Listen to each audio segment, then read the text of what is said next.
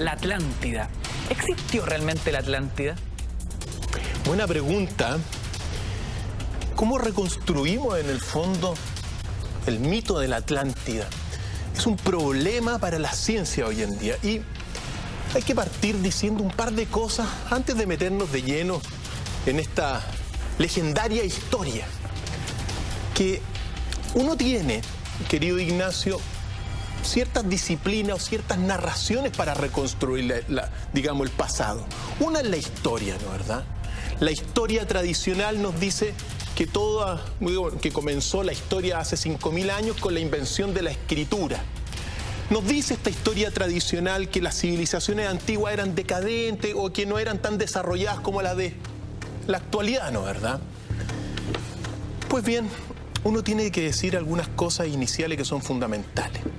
La historia como disciplina del árbol del conocimiento está en una crisis, al igual que todas las disciplinas del árbol del conocimiento humano hoy en día están viviendo tremendos cuestionamientos. Descubrimientos de la ciencia han puesto a prueba la historia. Por lo tanto, esto es lo primero que hay que señalar. La historia tradicional, la que nos cuenta lo que hemos sabido, requiere de una reformulación, al igual que el resto de disciplinas del árbol del conocimiento humano. ¿Podríamos decir, doctor Fael, que la historia que nos enseñaron en el colegio hoy está en jaque? ¿Está en tela de juicio? Por supuesto que sí. Hoy día se está viviendo a nivel histórico, junto con esta crisis, un revisionismo histórico de diferentes partes de la historia. Desde la Revolución Francesa que veíamos la semana pasada, hasta el mismo 11 de septiembre de 1973 acá en Chile. Es decir, hoy día se está viviendo un revisionismo histórico fundamental y también una reformulación de la historia que es necesaria para que evolucione la disciplina. En este sentido, la historia no solamente es una narración que nos cuenta cosas del pasado, sino que también tenemos que incorporar el elemento que nos permite, gracias a la historia, darnos cuenta de la evolución del mismo ser humano, de la psicología del ser humano, que es muy importante. Por eso, cuando uno se da cuenta que uno tilda a las civilizaciones del pasado como mucho más primitivas, vamos a ver que parece que la cosa no es tan cierta con este mito de la Atlántida. Entonces, esto es lo primero. La historia, de alguna forma, comienza con la escritura hace 5.000 años. Entonces, no nos sirve para reconstruir el episodio de la Atlántida, porque la Atlántida ocurrió antes de la historia. No hay escritos. ¿Qué hacemos entonces? Recurrimos a otra narración que es la leyenda. La leyenda son acciones que pasaron en un tiempo lejano y que son exaltadas por la imaginación de las personas. El sujeto de la leyenda siempre es un ser humano, pero que se vive cosas fantásticas producto de la imaginación. Pero la leyenda, digamos, el protagonista de la leyenda son seres humanos. Sin embargo, el protagonista de la Atlántida ya son dioses. Por lo tanto, nos tenemos que remontar a otra narración que es el mito, la mitología. Y esto también es tremendamente importante señalarlo para partir, que cuando uno dice mito, hoy día tú dices, esto es mito. Es falso, ¿no es verdad? Es como la asociación inmediata de que si es mito, no es verdad. Esto es una articulación de los racionalistas modernos, ¿ya? Que como son positivistas, que son materialistas, descartaron todo lo mítico como falso. Pero en realidad el mito son acciones sagradas en el pasado, que son acontecimientos tan lejanos en la historia del ser humano que uno los sacraliza. Ahora, en el mito, el sujeto digamos, el protagonista de los mitos ya son dioses. Y eventualmente ciertos avatares humanos que interceden con lo divino, ¿ya? Por lo tanto, Para reconstruir el mito de la Atlántida, uno tiene que tomar simultáneamente la historia como narración, la leyenda como narración, el mito como narración y aplicarle también la infaltable ciencia. Con estas 4 grandes narraciones, nosotros vamos a comenzar a reconstruir la historia de la Atlántida. Pero si nos quedamos solamente con la historia, va a ser imposible. Y hay muchos que se quedan solamente con la historia.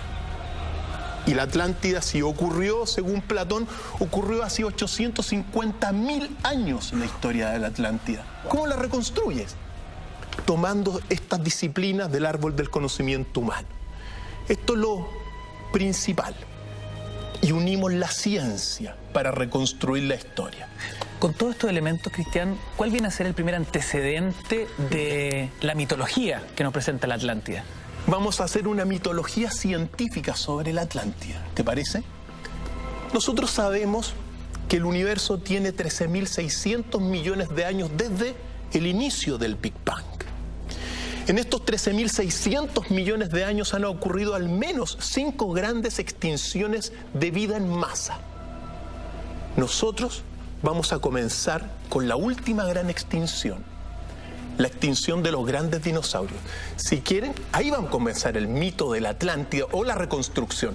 Veamos este video que nos recuerda lo que ocurrió hace 65 millones de años según la teoría científica de la caída del meteorito.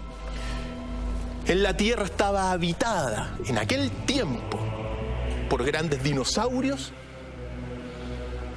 megalodontes, triceratops, gorgonóxidos, aunque los gorgonóxidos son mucho más antiguos. Y como todos sabemos, se vivía en un mundo donde no había al menos según la historia oficial y según la ciencia, no había seres humanos, aunque los gliptolitos de Ica dicen otra cosa. Mira. Pues bien, la teoría dice que, como vemos en pantalla, un meteorito cayó y generó la 5ª y más grande extinción de vida sobre la Tierra. No es la más grande, pero sí extinguió al 75% de la vida en la Tierra este meteorito, causando un cataclismo de proporciones universales. Una ola gigantesca de miles de metros acabó con la vida, generando un maremoto tremendo. Según todos, al menos los antecedentes que uno tiene hoy en día, este meteorito habría caído en la península de Yucatán, donde actualmente se ha encontrado un cráter que se le ha denominado el cráter de Chicxulub, que habría sido precisamente el lugar donde impactó. Y es verdad que muchas especies y mucha vida se extinguió en el momento de la caída, pero la mayor cantidad de especies que se extinguieron fueron producto de lo que fue la lluvia negra o la lluvia ácida, que durante miles de años la Tierra quedó cubierta por una nube de gases tóxicos. ¿Se puede dimensionar la cantidad de energía que liberó esta explosión? No sé, comparativamente con bombas atómicas. ¿Cómo uno podría llegar a darse cuenta del impacto de este cataclismo? Sí, es un cataclismo. Vendrían a ser varios millones de bombas atómicas. No sé exactamente cuál. Pero así de gigantesco. Así de gigantesco. Pensemos que es una extinción que acabó con el 75% de la vida en la Tierra. Y acabó con los más grandes mamíferos que alguna vez poblaron la Tierra, que fueron los grandes dinosaurios. Ese es el punto de partida, ¿ya? La Tierra quedó durante miles de años cubierta en una noche, de alguna forma, por la nube que cubrió, la nube tóxica. Lo más devastador de esa extinción, por cierto, fue la lluvia ácida, que cayó y cayó durante decenas de años, incluso miles de años.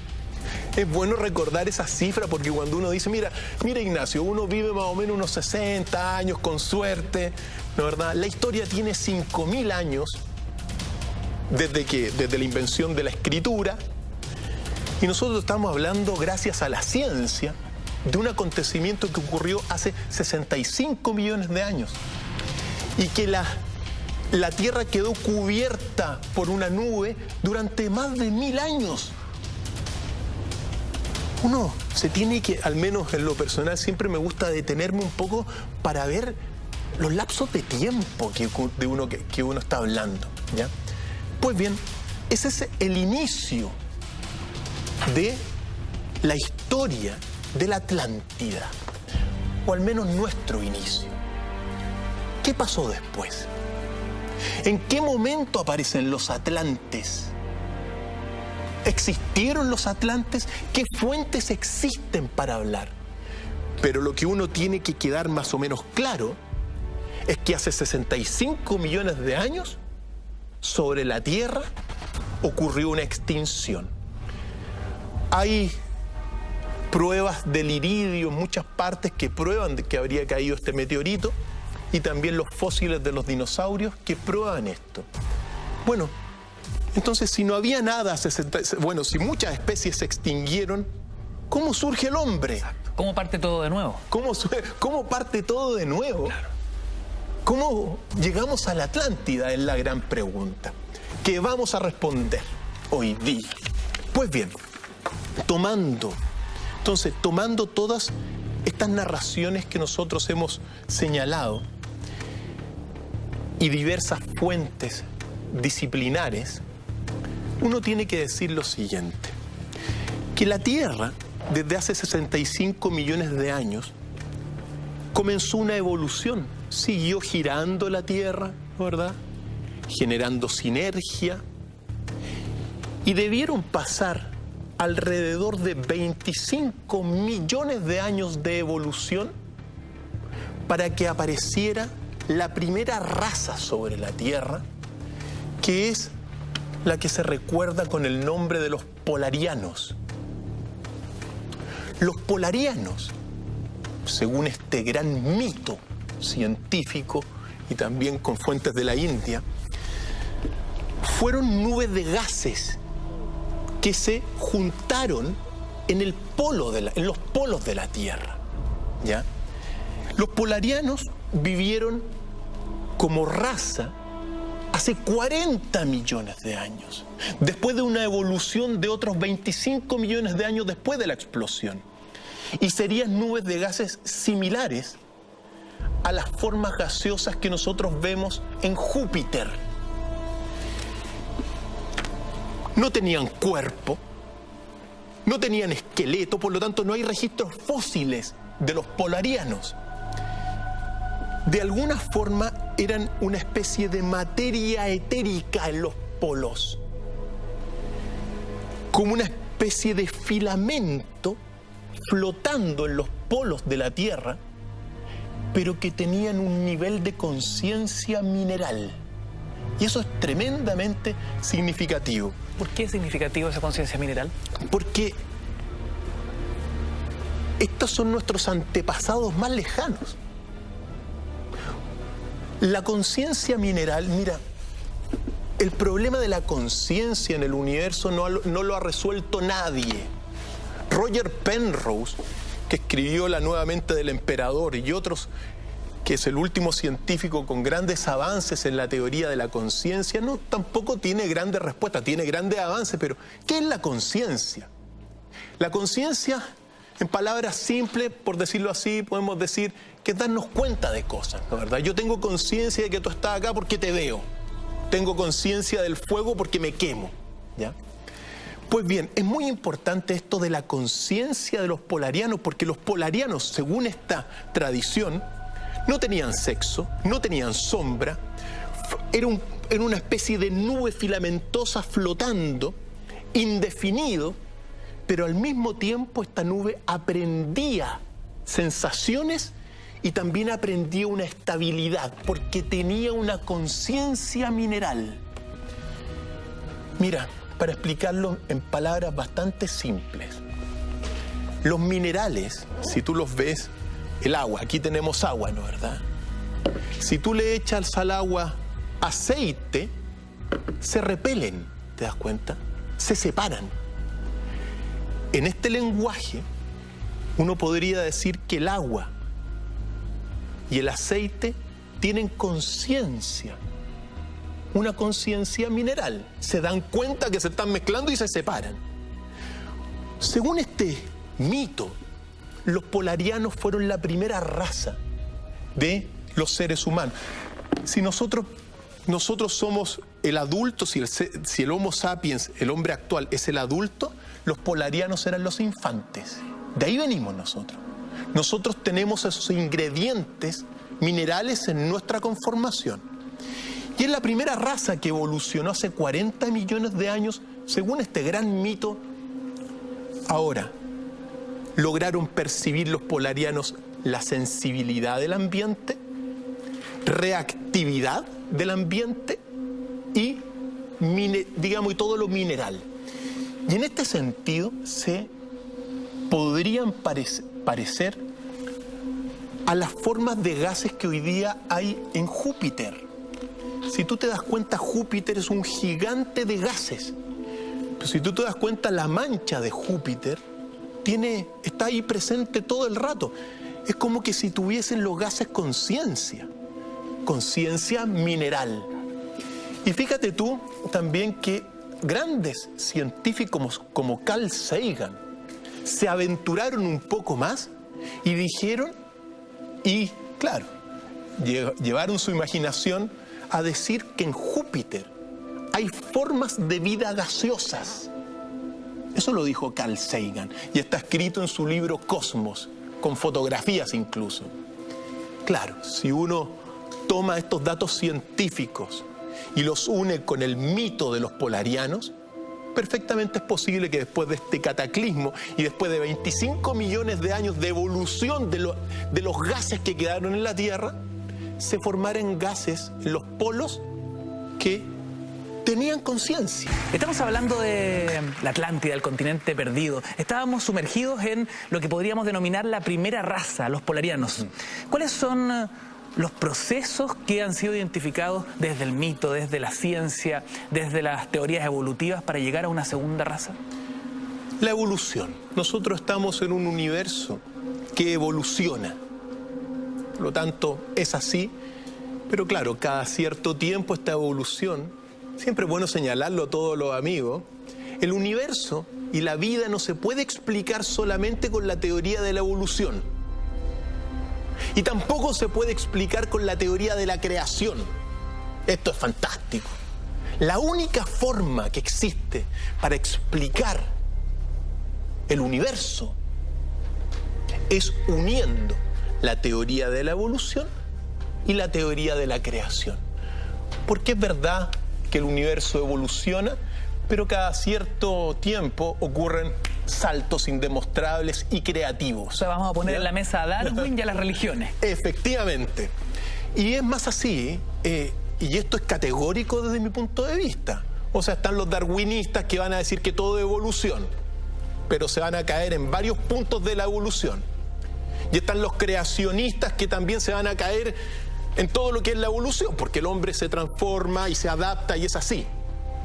La única forma de explicar el universo es uniendo las dos teorías. Y eso que lo aprendan los niños chicos para que aprendan lo que está correcto. Y no lo que hablan en la crisis educacional que se está, o enseñan unos colegios o una universidad en la teoría de la creación, por un lado, y hablan peyorativamente de Darwin, y por otro lado, los darwinistas que no le reconocen nada a la teoría de la evolución, a la teoría de la creación. Y sin embargo, los darwinistas no pueden explicar cómo surgió la vida. Exacto. Y cómo surgió la conciencia. Bueno, son cosas.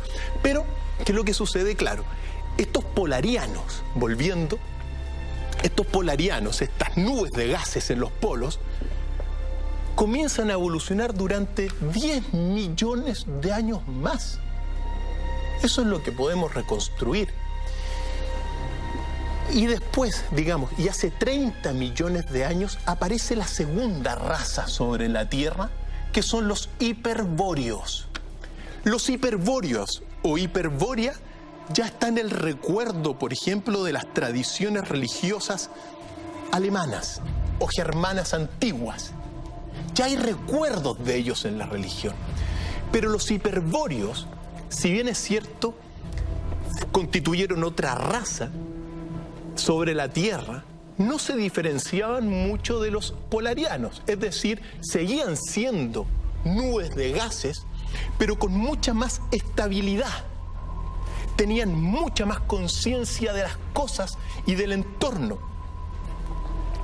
Y es verdad que esta conciencia de los polarianos se ubicó ya no en los polos, sino que bajó en las latitudes y bajó, digamos, no estaban concentrados en los polos netamente. Si uno toma esta historia y este mito, así como los polarianos son los infantes de la humanidad actual, los hiperbóreos eran los niños. No tenían restos, no hay restos fósiles, porque no tenían, digamos, eran nubes de gases con mayor conciencia. Pero sí, según el mito, había crecido bastante más todo lo que es la actividad de estabilidad en el ambiente. Estamos hablando de una época que es el Oligoceno. En el Oligoceno, uno de los tantos años, también pasó por mucho calor cerca de Groenlandia, en lo que actualmente es Groenlandia, ¿ya? Digamos más hacia el sur del polo, y se habrían generado, obviamente, según esto, los hiperbóreos, que no tenemos más que los recuerdos de algunas tradiciones religiosas, el mito, pero no tenemos ninguna huella fósil. Los hiperbóreos serían la segunda raza, ¿ya? Ahora, como le dije, la única diferencia sería en que ya este cuerpo filamentoso gaseoso era mucho más estable y ya comenzaban a percibir como nubes el ambiente. Doctor File, antes de avanzar a lo que podríamos considerar una tercera raza, vamos a revisar nuestras redes sociales. Estamos completamente en vivo y en directo cuando son las 22:55 y el hashtag es, como siempre y como todos los jueves, Dr. File MB.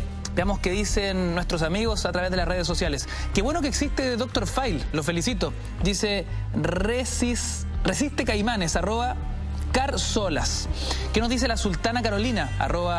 @Carito Nazis. Pegadísima en la red. Esta noche la Atlántida, genial. Dr. File viendo al máster con una chela, mira. Está bien. Excelente. ¿Podríamos hacer el mismo ejercicio, Dr. File?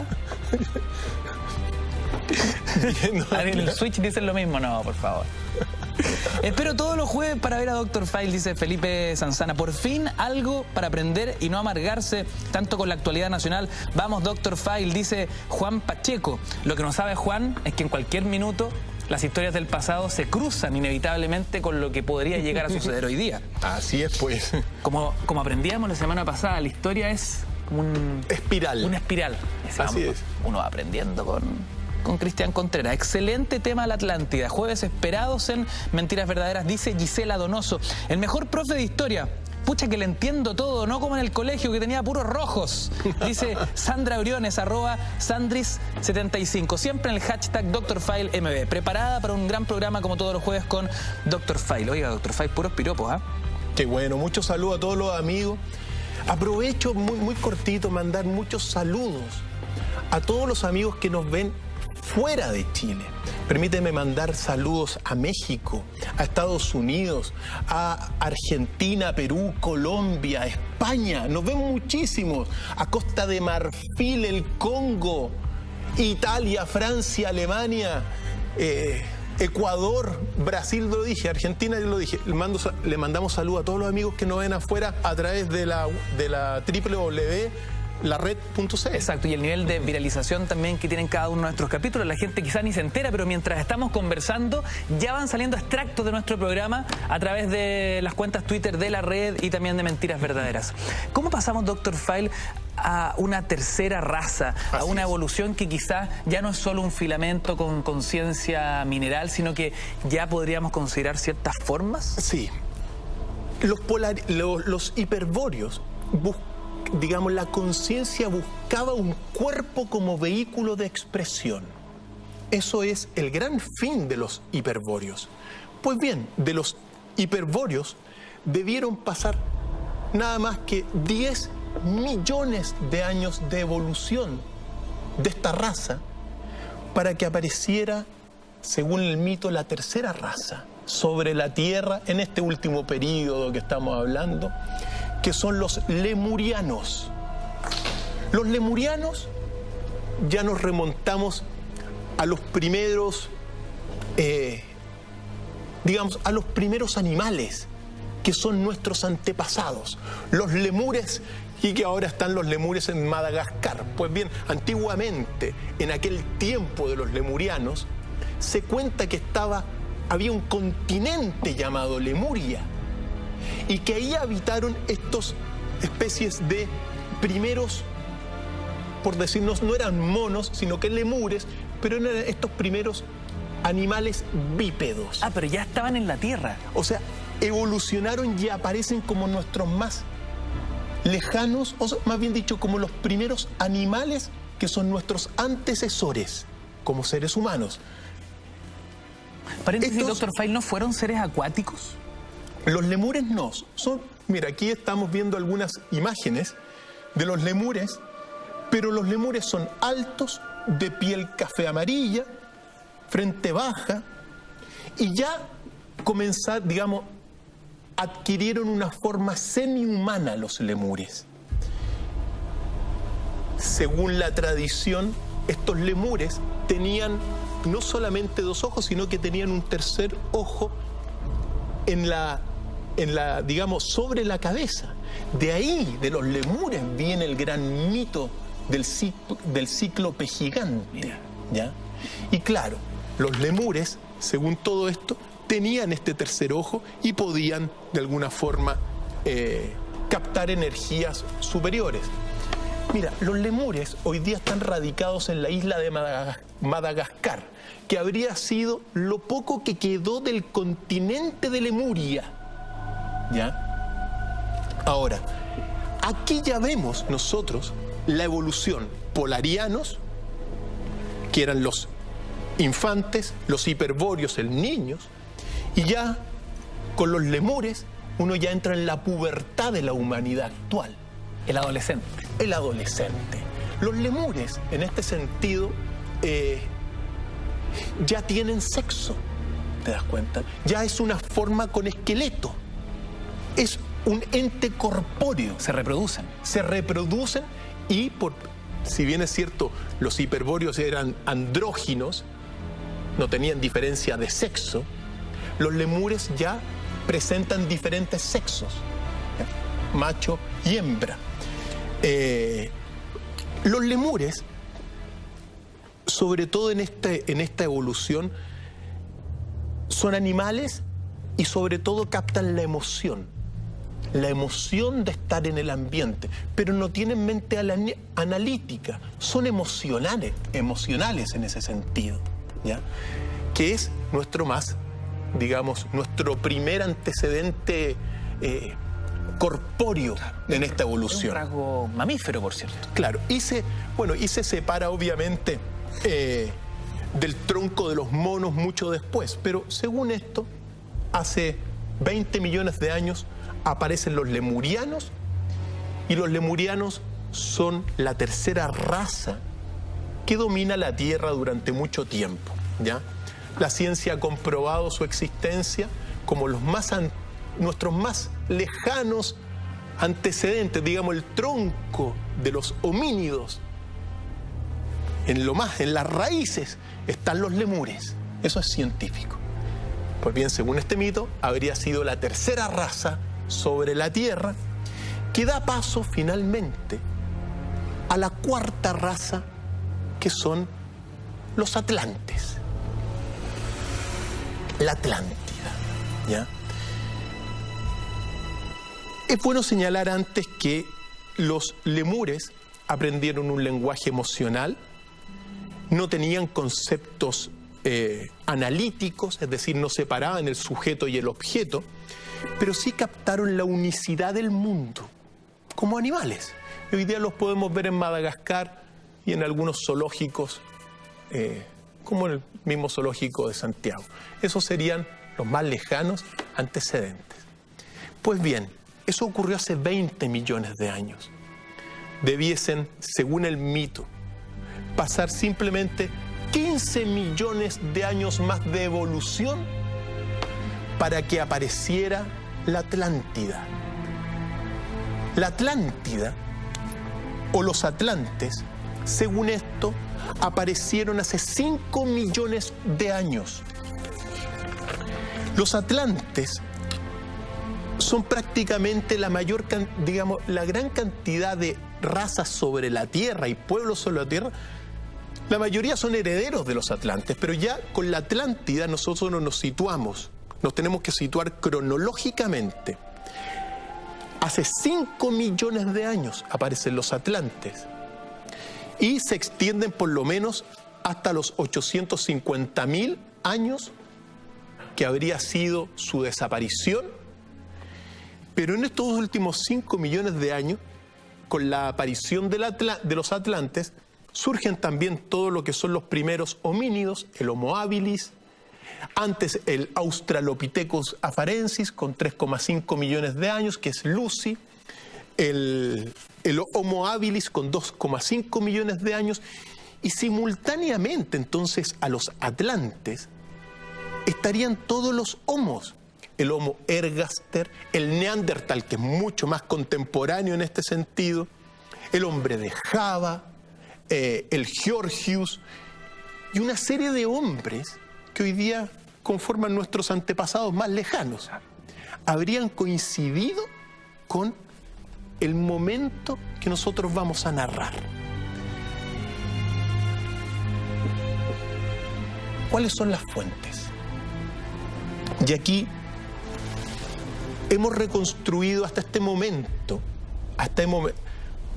el mito, con la ciencia hemos reconstruido la historia desde hace 65 millones de años hasta el presente. Pero llegamos a los 5 millones de años y llegamos a la Atlántida, el continente mítico y perdido. ¿Y cómo lo reconstruimos? Es lo que vamos a hacer ahora, querido Ignacio. La pregunta es, ¿cuáles son las fuentes históricas que hablan de la Atlántida? Y siempre un agrado, pero aquí las tenemos, ¿ya? La fuente histórica para hablar de la Atlántida se llama Platón, el filósofo del siglo IV antes de Cristo. Platón escribió este libro, entre otros, que son los diálogos de Platón, pero presenta dos documentos que son el Timeo y Critias, los diálogos del Timeo y Critias. En ellos aparece y es la fuente histórica para hablar de la Atlántida, ¿ya? Por eso nos vamos a recurrir a esto. Y es muy importante, ¿por qué? Porque después de Platón, muchos otros autores tomaron estas fuentes que tenemos en las manos y siguieron escribiendo de la Atlántida. Siempre es bueno recordar a algunos antiguos como Estrabón, Posidonio, todos estos hablaron de la Atlántida. Plinio, Plutarco, Proclo, Teopompo, Claudio Eliano, Eustacio, Diorio Sículo. Teopompo, eso me acuerdo. Tengo un hijo, le voy a poner Teopompo. ¿Qué se ríen? No sean todos. Pues bien, todos ellos hablaron de la Atlántida, pero tomando este texto que tenemos acá. Ese es el original. Este es, ¿ya? Por lo tanto, siempre es bueno llegar y comenzar a contar cómo era la Atlántida su decadencia también, lo que ocurrió según las fuentes originales. Y según nos vamos metiendo de lleno en esta fantástica lectura, porque es tan fantástico para uno, querido Ignacio, traer el espíritu de Platón aquí y leer sus palabras, que siempre es bueno al menos hacer esa indicación. Quiero hacer un paréntesis, ¿eh? No sé si me equivoco, pero creo que yo nunca había visto en televisión abierta una discusión de Platón. Me parece que yo tampoco. Menos en horario prime. Muy pocas veces.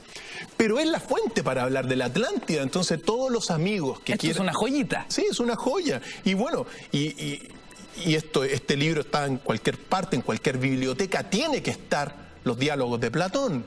Ya, eso es fundamental. Entonces váyanse al Timeo y a Critias. Critias o de la Atlántida se llama. Y esta es la fuente para hablar. Y es bueno porque lo que cuenta Platón dice que, bueno, Critias, este es un diálogo entre Critias, que lo cuenta Critias, que era un gran filósofo en su vejez. Y él, Critias, cuenta que su abuelo tomó digamos, a su abuelo lo escuchó hablar de la Atlántida a partir de Solón.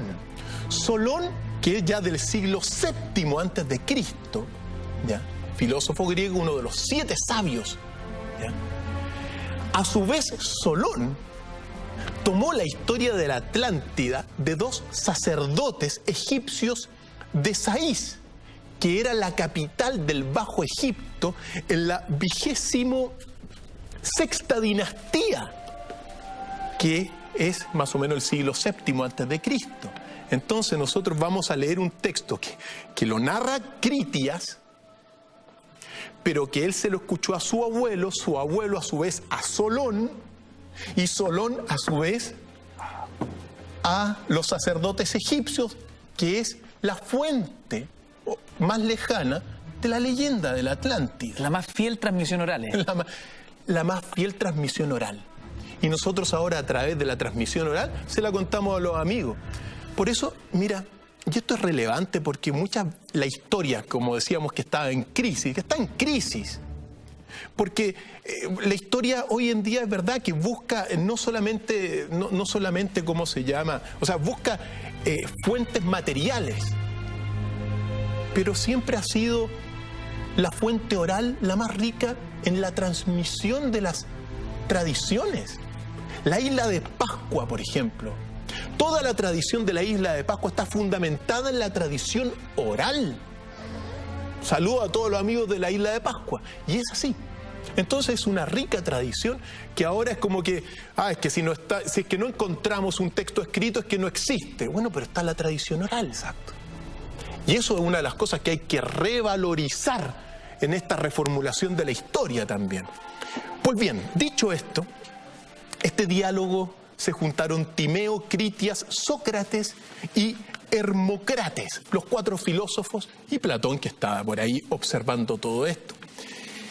Y mira cómo comienza, porque haciendo esta consideración de que, bueno, viene de... Yo se lo escuché a mi abuelo a Solón, y mi Solón de los sacerdotes de Egipto. Critias le dice a Sócrates: le pido reclamar para mi discurso no solo un poco, sino mucha indulgencia. Es decir, lo que va a contar Critias, hay que tener indulgencia con todo lo que narra, ¿ya? Esto es muy importante. Es decir, obviamente las cosas se pueden quizá no ser muy exactas, pero bueno, es lo único que tenemos de la Atlántida. No hay más.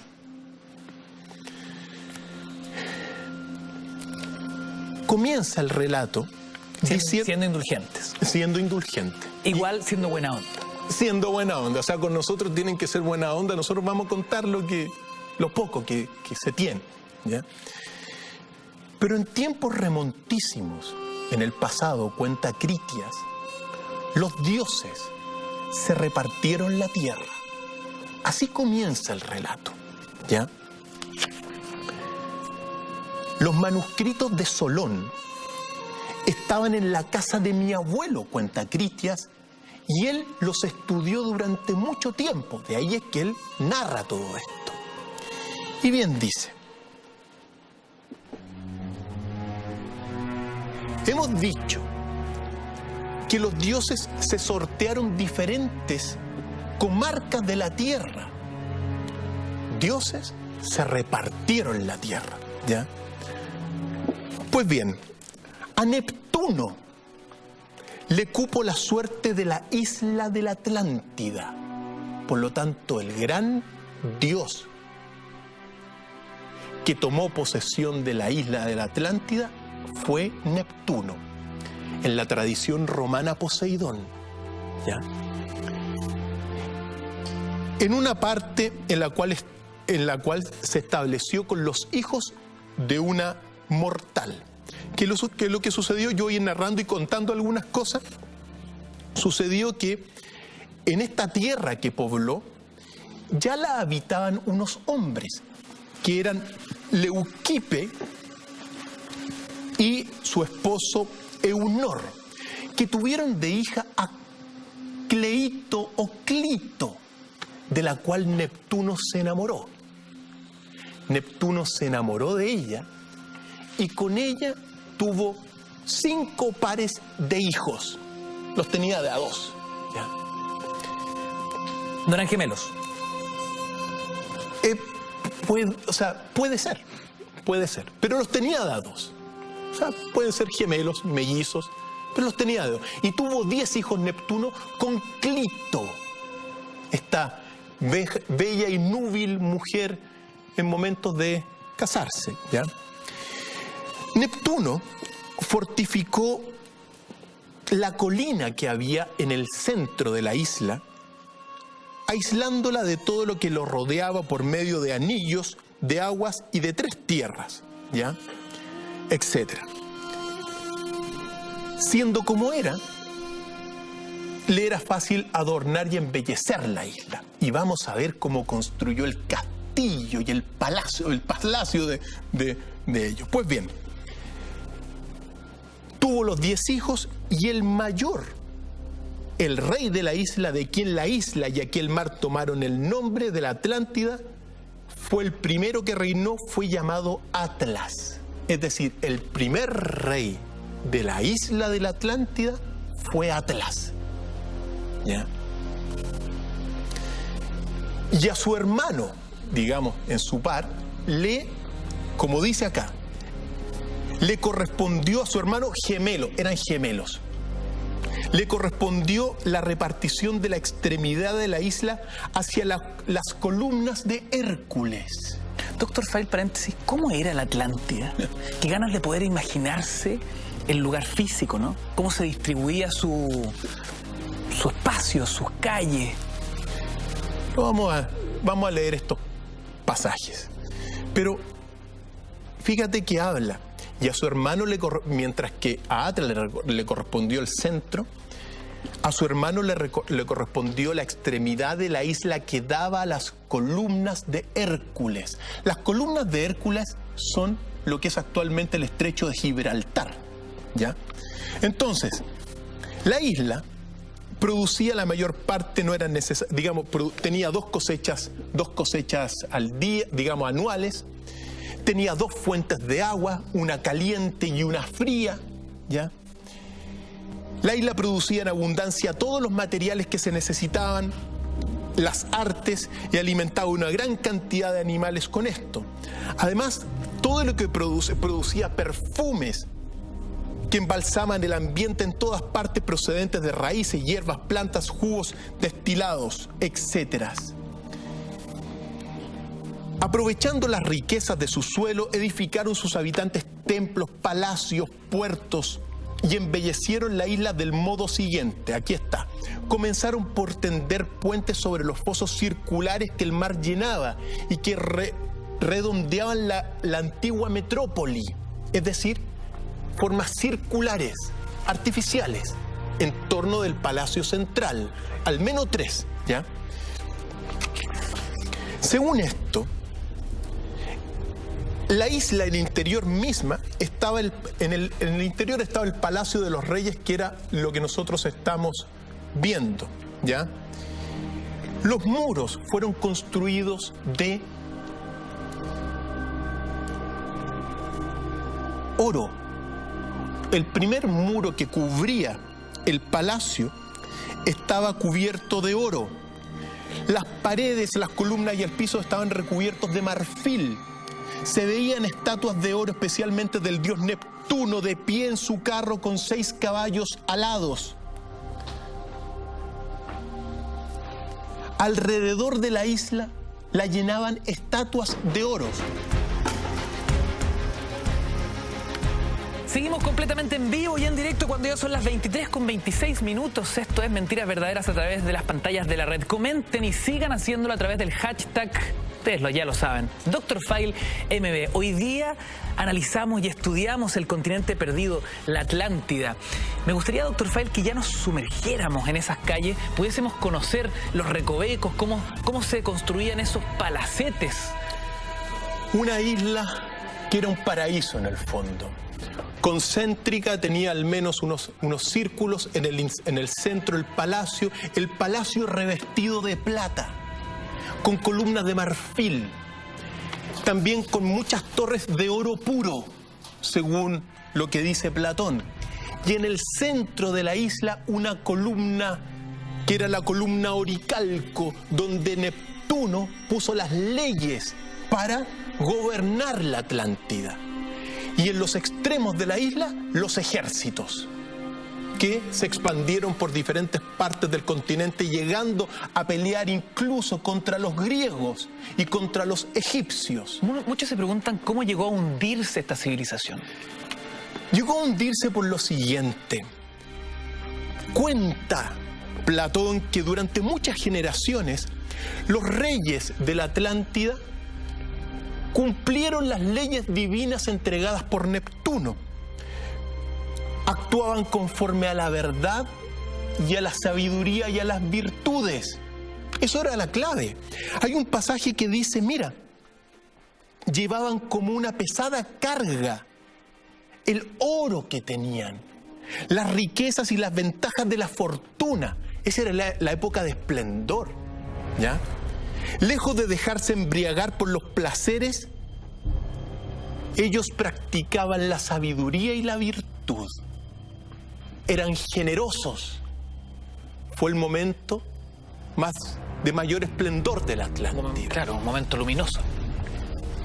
Pero en un momento dado, mira, recordemos una cosa.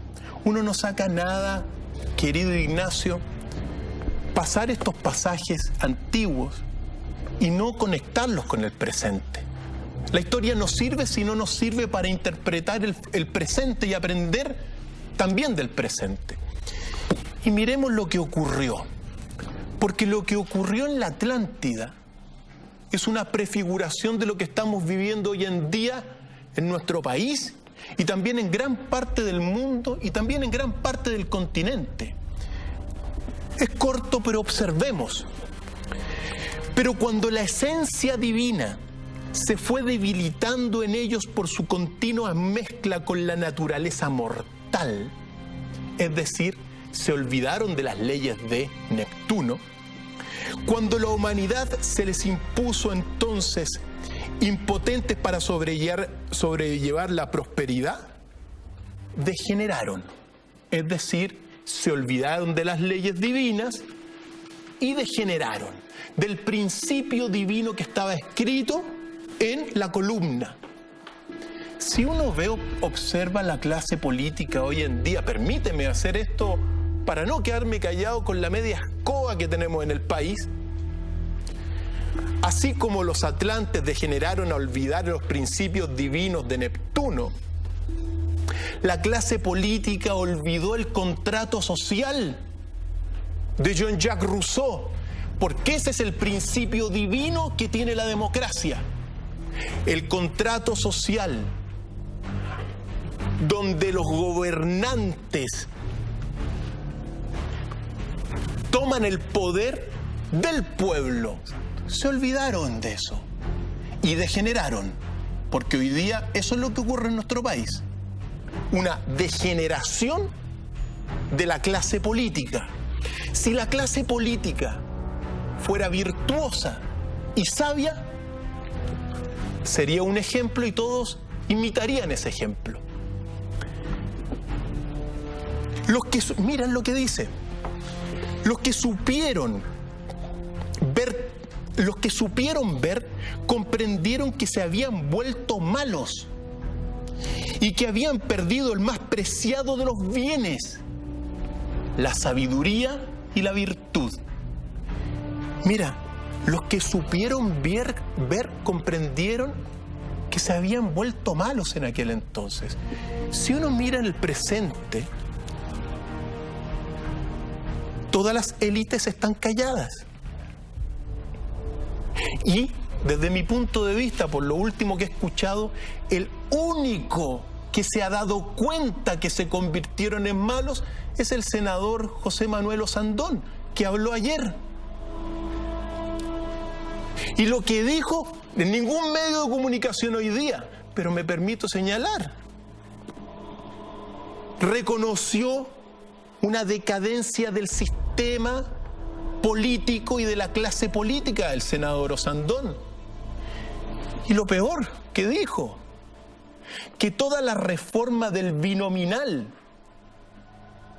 fue un arreglín entre los partidos y que habría que volver a pensarla.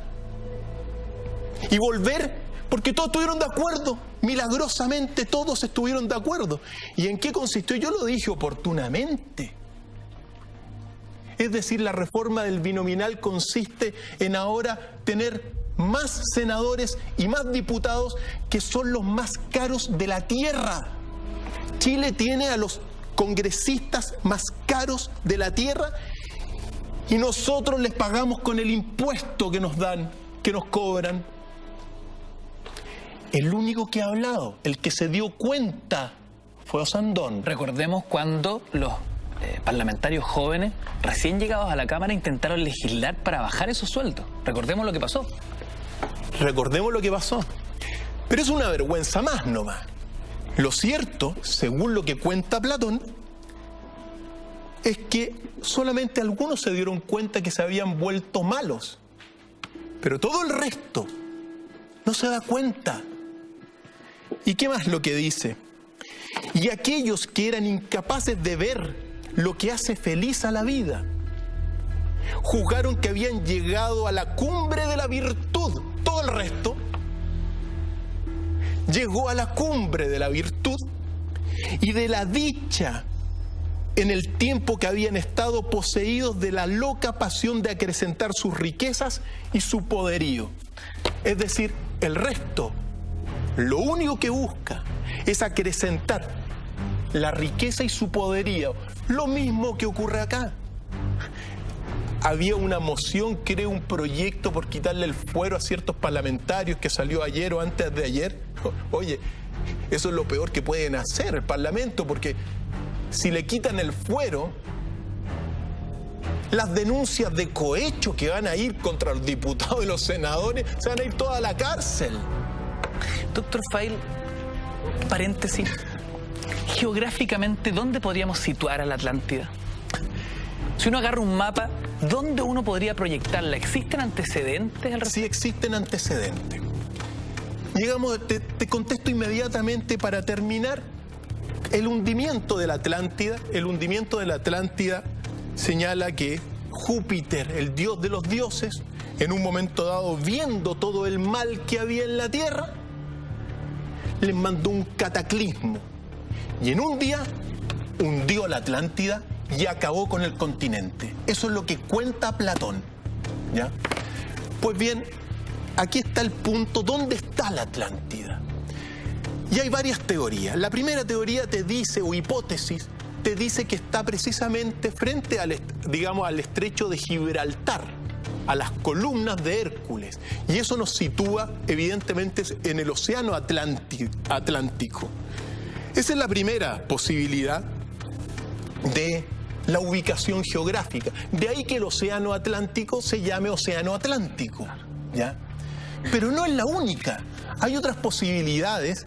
Ahora, obviamente hasta este minuto no hay ningún ¿Consenso? No hay ningún consenso y tampoco se ha encontrado nada en las profundidades del Océano Atlántico que digan que ahí está ubicada la Atlántida. Ahora, hay otras posibilidades que son bastante interesantes porque hay algunos autores que dicen que la Atlántida, en realidad, toda la narración de la Atlántida uno lo podría, observar en la isla de Creta. Mira. La isla de Creta, de donde viene la cultura minoica. Los minoicos obviamente, son el origen de los griegos. Son los minoicos de la isla de Creta, después pasan a ser los micénicos y después Grecia. ¿Ya? Pues bien, ahí por el año 1600 antes de Cristo, ocurrió una erupción en el volcán Santorini actual, que era el volcán Tera. Esto está constatado. Y según esto, ese volcán generó un maremoto gigantesco que barrió con la civilización minoica del palacio de Cnosos.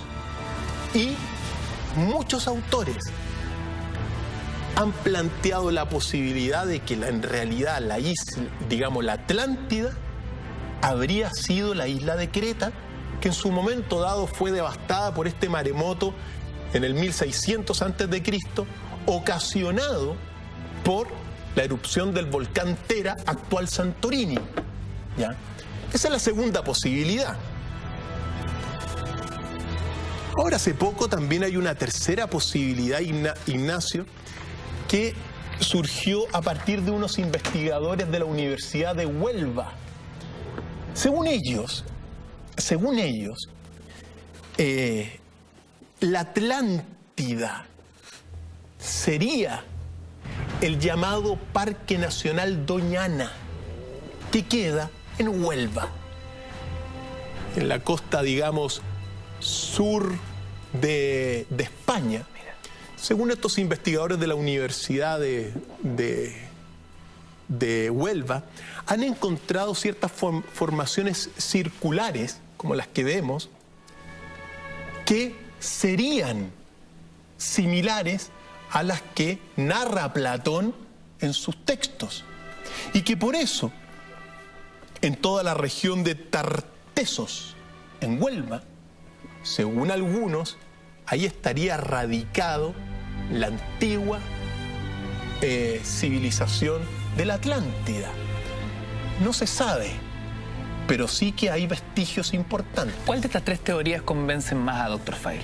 Hay una cuarta, muy interesante, que es la teoría de que en realidad la Atlántida estaría en la pampa de Aullagas del departamento de Oruro en Bolivia.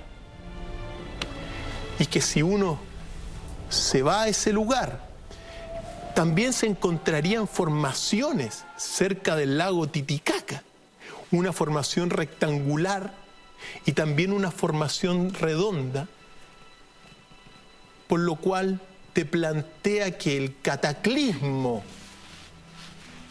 que en aquel entonces ocurrió, claro, acabó con todo eso y generó la actual geografía. ¿Qué magnitud de cataclismo estamos hablando? Lo cierto que si uno va a Tiahuanacu, encuentra en esta investigación sobre los Atlantes y la Atlántida, dentro de la pirámide de Acapana que existe allá, está el llamado Atlante. Tenemos un registro de mis investigaciones allá para que la gente vea que ahí al menos están los recuerdos de estos atlantes que según algunos habrían estado en Bolivia y que Bolivia sería la solución al problema de la Atlántida, según algunos. Ahora, ya llegará Hay una quinta posibilidad, querido Ignacio, que son las 5 posibilidades. Hay un pasaje de Heródoto que dice que la Atlántida desapareció cuando el sol cayó en el mar.